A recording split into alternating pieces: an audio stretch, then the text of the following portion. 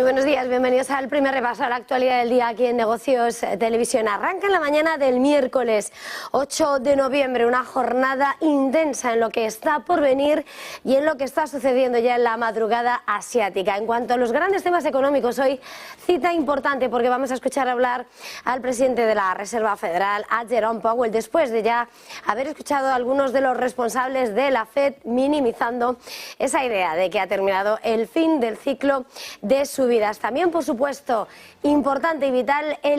lo que está siendo la intensificación de los combates entre Israel y Hamás en Gaza, además en esos túneles, y por supuesto la campaña diplomática que sigue desarrollando Estados Unidos con un Anthony Blinken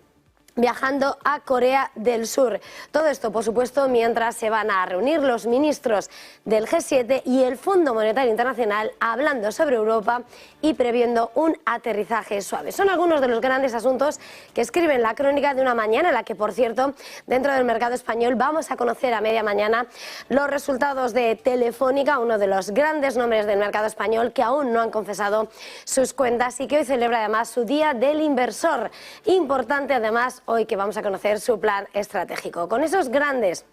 factores que van a engrosar la crónica de la mañana, a esta hora la crónica de este miércoles 8 de noviembre pasa por lo que está pasando en Oriente Medio. Israel está intensificando esa persecución contra los terroristas del movimiento de resistencia islamista de Hamás en Gaza. Y a esta hora lo que son los túneles del movimiento terrorista se han convertido en grandes frentes de batalla. Las fuerzas terrestres israelíes en la franja de Gaza lo están reiterando de forma constante. Sus responsables del ejército israelí tienen como objetivo localizar e inhabilitar esa vasta red de túneles de los militantes que se encuentran debajo del enclave de Gaza y que suponen lo que es la siguiente fase de la ofensiva israelí. Desde que los terroristas de Hamás mataron a 1.400 personas y tomaron unos 240 rehenes en esos ataques del 7 de octubre, Israel no ha dejado de atacar Gaza desde el aire y ya con esas tropas terrestres que buscan dividir el enclave costero en dos. El ejército israelí reitera que sus tropas han avanzado hasta el corazón de la ciudad de Gaza, mientras que Hamás dice que sus combatientes están infligiendo grandes pérdidas a las fuerzas israelíes. El principal portavoz militar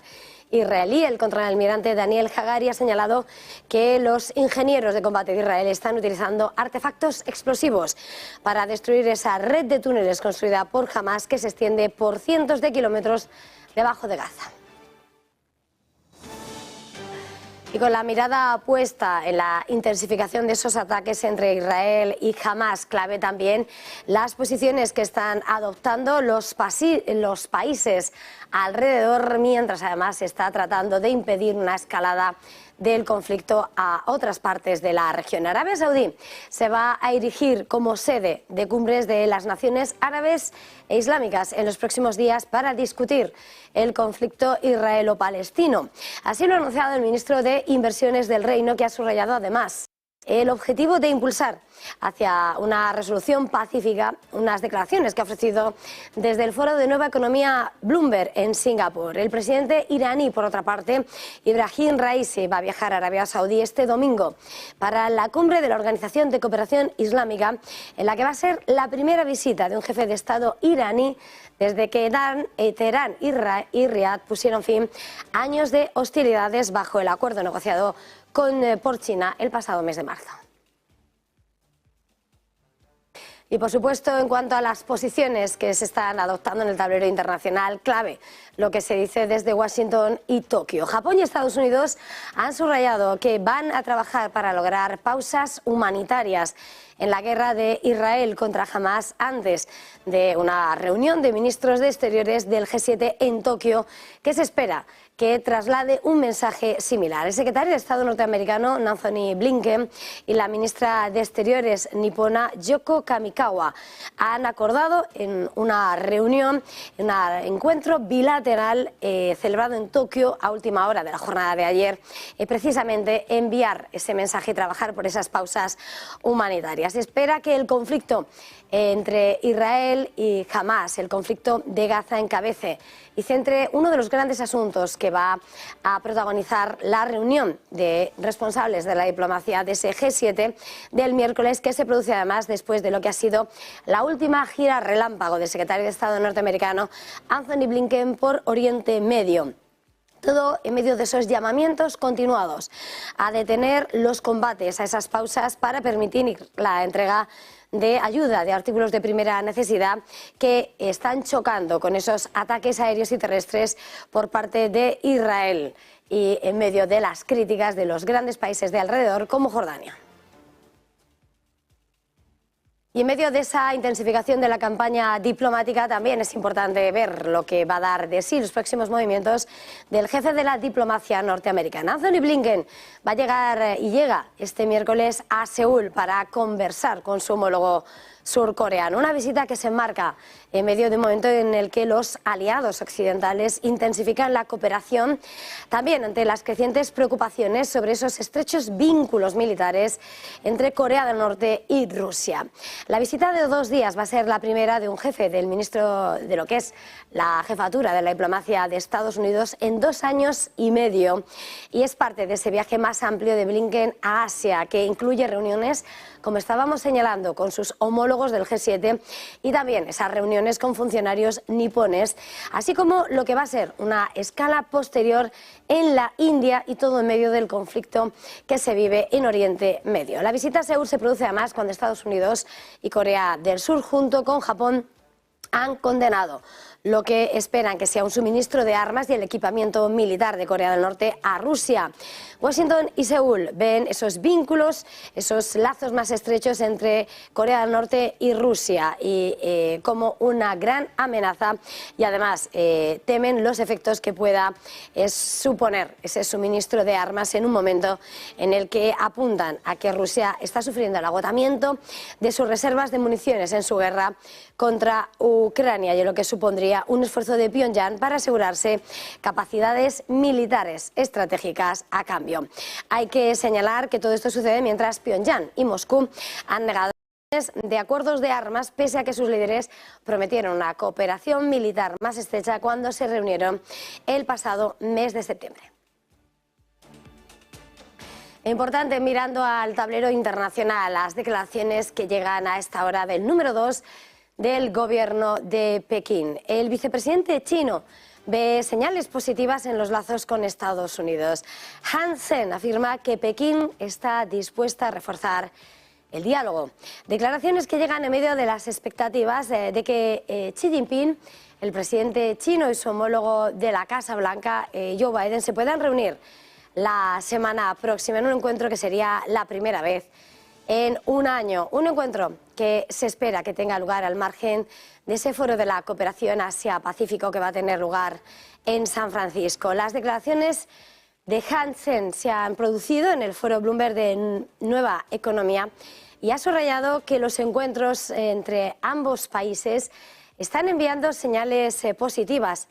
Ya han aumentado las expectativas de la comunidad internacional sobre la mejora de las relaciones entre China y Estados Unidos. Comentarios, como decimos, que llegan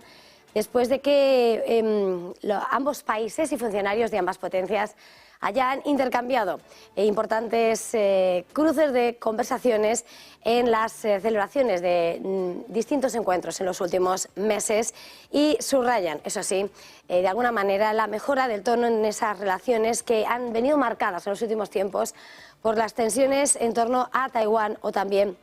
las restricciones en materia de tecnología o el supuesto espionaje. Y en este contexto importante también, entrando más en el terreno económico, a lo que está pasando en el mercado del petróleo,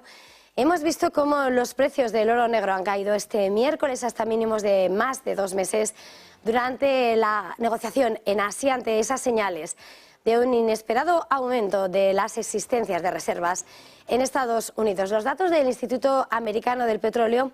muestran un aumento de 11,9 millones de barriles en la semana hasta el 3 de noviembre, mucho más de las expectativas, que esperaban incluso una caída de 0,3 millones. Una lectura que convive al mismo tiempo con la desaceleración de la demanda de combustible, especialmente porque la temporada de invierno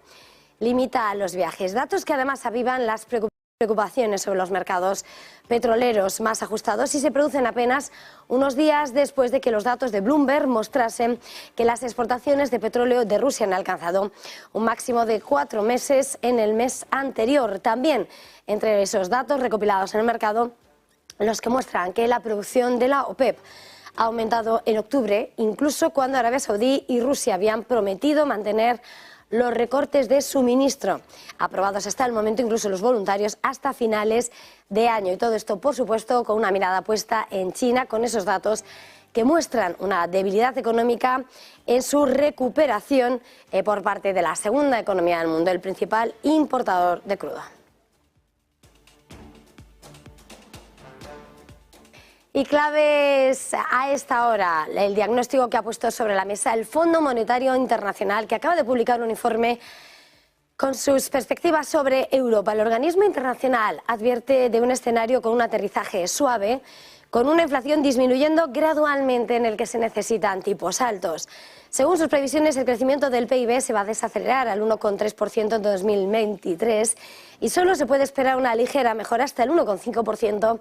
en 2024. Advierte, sin embargo, el Fondo Monetario Internacional que volver a esos precios, a esa inflación al consumidor a niveles normales, después de que se disparasen tras la guerra de Rusia en Ucrania y se desencadenasen las cadenas de subida de tipos de interés, las más pronunciadas desde que comenzó el euro, podría llevar varios años y además señala que el aumento de los salarios presenta riesgos alcistas graves para las perspectivas de inflación. Y hoy en la crónica del día clave lo que podemos esperar, porque el presidente de la Reserva Federal, Jerome Powell, va a hablar mientras los mercados europeos estén abiertos. Unas declaraciones que llegan una semana después de que el Banco Central de Estados Unidos aprobase una pausa en el movimiento de subida de tipos, pero no se atase las manos de cara a la reunión del próximo mes de diciembre. En este contexto, y tal y como se esperaba en las últimas horas, hemos oído a distintos miembros de la Reserva Federal rebajar las expectativas sobre lo que puede ser ese final de ciclo de subidas. Mensajes preparatorios, como decimos y como se esperaba, de cara a lo que diga Powell. Entre esas voces, importante, la gobernadora de la Reserva Federal, Michelle Bowman, ha recordado que las subidas de tipos siguen sobre la mesa y recordaba a los participantes del mercado que las apuestas de que la Fed no volvería a subir los tipos son prematuras. De nuevo, una advertencia de que todo va a depender, decía, de si los datos entrantes indican que el progreso en materia de inflación se ha estancado o es insuficiente para llevar la inflación al 2%. Además, el presidente de la Fed de Chicago, Austin Goolsbee, reconocía ese reciente progreso en materia de inflación, pero apuntaba en la CNBC que reducir la inflación es lo primero. Y siguiendo el discurso de los bancos centrales, importante lo que ha dicho Kazuo Ueda desde el BOJ, desde el Banco de Japón, esta madrugada, que ha señalado que la institución monetaria no necesita esperar una subida de salarios reales para poner fin a la política ultralaxa y expansiva. En un discurso lanzado en las últimas horas, el jefe de la institución nipona ha señalado, eso sí, que esos salarios reales probablemente se habrán vuelto positivos cuando se inicie el ciclo positivo de inflación salarial. En su ponencia ante el Parlamento ha subrayado que la decisión de poner fin a esa política ultralaxa podría tomarse si pueden prever con cierta certeza que los salarios reales se volverán positivos en el futuro. Ueda ha señalado que la transmisión del aumento de los precios de las importaciones debe disiparse y que los salarios y la inflación deben aumentar a la par para que el BOJ considere abandonar su política ultralaxa. Hay que señalar que, según recuerdan Reuters, los analistas esperan que los salarios reales ajustados a la inflación de Japón, que cayeron en septiembre por 18º mes, seguirán cayendo hasta bien entrado el próximo año, ya que los aumentos salariales no logran igualar los persistentes aumentos de precios. Y en este punto, antes de terminar con lo que está siendo la lectura de los grandes asuntos que están engrosando la crónica económica, es importante también la nueva amenaza que llega por parte de China en un momento en el que se observan esos detalles en una recuperación económica desigual y que de nuevo apunta a una nueva posible víctima de su sector inmobiliario chino. Javier Longo, muy buenos días. Sí, ¿qué tal, Eva? Muy buenos días. China ha dejado caer a sus dos principales promotores inmobiliarios, a Evergrande y a Country Garden. No quiso evitar el default de estas compañías, pero un tercero, al parecer, es demasiado para las autoridades pequinesas y en esta ocasión el salvavidas público tiene pinta de que llega. China Banque, el ahora segundo constructor más grande del país por ventas contratadas, tiene el apoyo de los funcionarios tras la caída de la cotización de los bonos denominados en dólares. El asunto es que la Comisión de Gestión y Supervisión de Activos Estatales de Shenzhen, la ciudad que lo vio nacer, tiene confianza en Banque y dinero para apoyarlo si es necesario. La estatal Shenzhen Metro Group, el mayor accionista de Banque, no tiene planes para vender su participación en ningún momento y dice que, de hecho, se prepara para comprar de manera activa los bonos cotizados en el mercado secundario, que lo hará en el momento que considera adecuado, tras ese fuerte desplome que hemos visto en los últimos meses y a pesar del repunte a centavos al que se ha asistido en las últimas horas. ¿Qué es Banque y por qué decide China que sí, que a esta sí la rescatan? Bueno, para ello hay que mirar a su historia. Fundada en el 84, en 1984, cuando la economía del gigante asiático estaba a las puertas de la apertura del mundo, Banque se convirtió en el mayor promotor del país, superando a Evergrande, superando a Country Garden. Desde que su fundador, en 2013, advirtiera de una burbuja inmobiliaria en el gigante asiático, hizo los primeros esfuerzos para diversificar negocio, irse más allá del ladrillo y apostar por lo que estaba creciendo. Apartamentos de alquiler, cartera de logística e incluso una firma de corretaje. Por los rumores de impagos, el constructor en las últimas horas ha comentado que definitivamente sí que va a pagar la deuda offshore y onshore y que el mercado no necesita preocuparse por ellos. Eso sí, también avisa de que para cambiar la visión bajista de los nuevos inversores sobre las propiedades en China se requieren dos cambios clave: recuperación de ventas y cambios regulatorios que ayudarán a los desarrolladores, especialmente a los privados, a obtener financiación.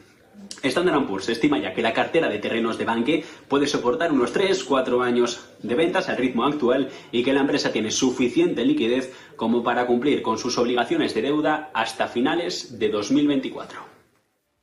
Gracias, Javier. Nosotros en este punto hacemos una pequeña pausa para publicidad y enseguida volvemos.